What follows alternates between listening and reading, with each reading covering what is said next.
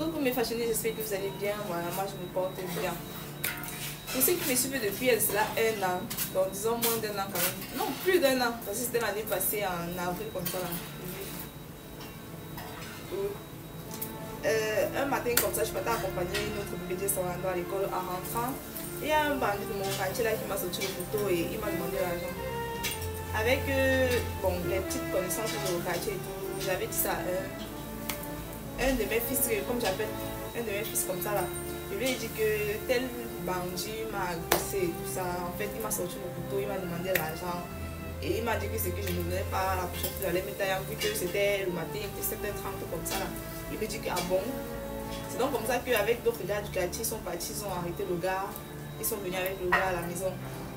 Dit au gars que Nesmond avait demandé de ne pas agresser les gens du quartier et tout et tout. Le gars dit que non, il ne m'a pas agressé, qu'il m'a seulement demandé l'argent et tout ça. Le gars me menaçait avec le regard, genre, est-ce que j'étais sorti le couteau autant que moi? J'ai même trop de frissons. Il me dit que c'était sorti le couteau et tout. Il m'avait sorti le couteau et après la nouvelle même c'était quoi? C'était genre, il marchait, il y a mes voisins en fait qui avaient sorti les recettes pour laver. Donc il avait même volé le couteau pour venir me prendre devant avec.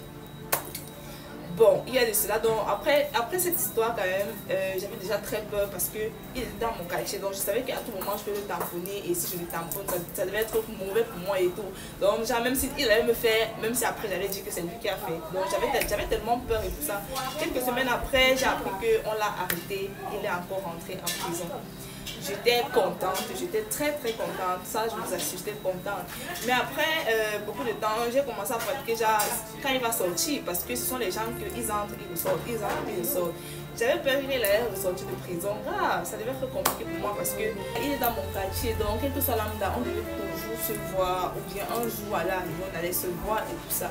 Donc j'avais tellement peur et tout. Récemment, j'ai appris qu'il est mort. Honnêtement, j'étais super contente.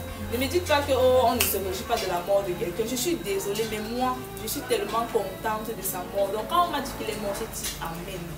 Et imaginez comment il est mort. Papa, j'ai essayé de demander déjà, il est mort, comment il dit qu'il est mort en prison déjà.